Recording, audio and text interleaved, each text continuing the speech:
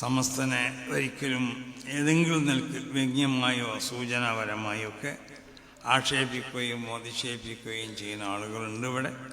സമസ്തൻ്റെ തീരുമാനങ്ങളൊക്കെ അത് കാറ്റിൽ പറത്തുന്നവരുണ്ട്, സമസ്തനെ ചെറുതാക്കാനും വേണ്ടി പ്രവർത്തിക്കുന്നവരുണ്ട്, അതിനുവേണ്ടി പല പൊള്ളും പറയുന്നവരുണ്ട്, പലരെക്കൊണ്ടും പറയിപ്പിക്കണവരുണ്ട്.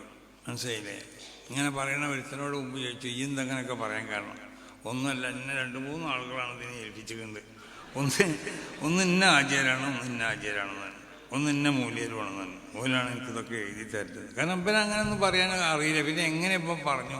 ഞാൻ വിചാരിച്ചു ഇവൻ എന്താ ഇപ്പോൾ ഭയങ്കര സംഭവമായി മാറിയില്ല, എങ്ങനെ ഇതൊക്കെ പറയണമെന്ന് വിചാരിച്ചു. അപ്പോൾ നോക്കുമ്പോൾ അതാണ് ആരാ എഴുതി കൊടുത്തത് പറയണം. പിന്നെ എന്തെയും പൈസ ഇട്ടലുണ്ടാന്ന് ചോദിച്ചു. അതും ഉണ്ട് എന്നാണ്. അപ്പോൾ ആ പണിയൊക്കെ നമുക്കും അറിയാത്തതുകൊണ്ടല്ല, ആരെങ്കിലുമൊക്കെ പൈസ കൊടുത്തിട്ട് അത് ശങ്കര പേരുള്ളവരോ അല്ലാത്തവരൊക്കെ ഉണ്ടാവും.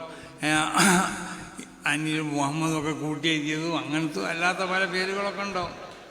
അപ്പോൾ അവർക്കൊക്കെ പൈസ കൊടുത്തുകൊണ്ട് അവരെ കൊണ്ട് തോന്നിയസനം പറയിപ്പിക്കുന്ന പണികളൊക്കെ നമുക്ക് അറിയാത്തതുകൊണ്ടല്ലല്ലോ. അതൊന്നും നമ്മളുടെ മാന്യതയുടെ, നമ്മളുടെ പാരമ്പര്യമാവുന്ന സ്വഭാവത്തിനോടോ അല്ലെങ്കിൽ ഇസ്ലാമിൻ്റെ സ്വഭാവത്തിനോടൊന്നും യോജിച്ചതല്ലാത്തതുകൊണ്ട് നമ്മളങ്ങനത്തെ ഒരു പണിക്ക് നിൽക്കണമെങ്കിൽ പറയുന്നവരൊക്കെ പറയട്ടെ.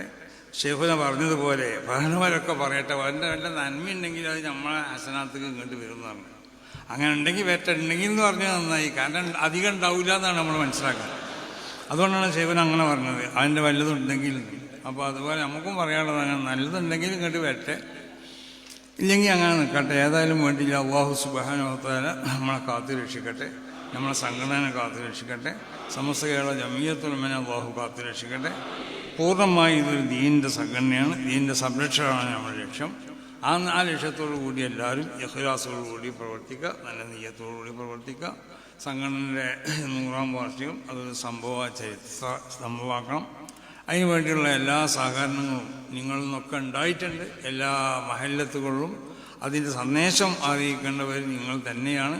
അത് നിങ്ങൾ അറിയിക്കും എന്നുള്ള കാര്യത്തിൽ യാതൊരു സംശയമില്ല. ആ നിലക്ക് ആ സന്ദേശമൊക്കെ അറിയിച്ചു കൊണ്ടിട്ട് ഈ സംഘടന എല്ലാ നിലക്കും വളർത്താൻ ആവശ്യമാവുന്ന പ്രവർത്തനങ്ങളൊക്കെ നിങ്ങളുടെ ഭാഗത്ത് നിന്ന് ഉണ്ടാവണമെന്ന് എല്ലാവരും ഓർമ്മപ്പെടുത്തിക്കൊണ്ട് അല്ലാഹു സുബ്ഹാനഹു വ തആല ഈ ജമിയത്തുൽ ഖുതബാഇൻ്റെ ഈ പ്രവർത്തനത്തിൽ അല്ലാഹു ഖബൂൽ ചെയ്യട്ടെ. ഇതിനുവേണ്ടി പ്രവർത്തിക്കുന്ന നമ്മുടെ എല്ലാ ഉസ്താദന്മാർക്കും അല്ലാഹു ഖൈറും ബർക്കത്തും നൽകട്ടെ. എല്ലാവിധ ഷർറുകളിൽ നിന്നും, ശത്രുക്കളുടെ ഷർറുകളിൽ നിന്ന്, ഹാസിദീങ്ങൾ, വായ്മീങ്ങൾ, മുഫ്സിദീങ്ങൾ, എല്ലാ ഷർറിൽ നിന്നും അല്ലാഹു സംഘടനയും നമ്മളെ ഉസ്താദന്മാരെയും നമ്മളെ സാദാത്തുക്കളെയും നമ്മളെ വാഹിനി എല്ലാവരെയും അല്ലാഹു കാത്ത് രക്ഷിക്കട്ടെ. നമ്മളെ പ്രവർത്തകരെ അല്ലാഹു കാത്ത് രക്ഷിക്കട്ടെ. നമ്മളോട് ബന്ധപ്പെട്ട എല്ലാവരെയും അല്ലാഹു കാത്ത്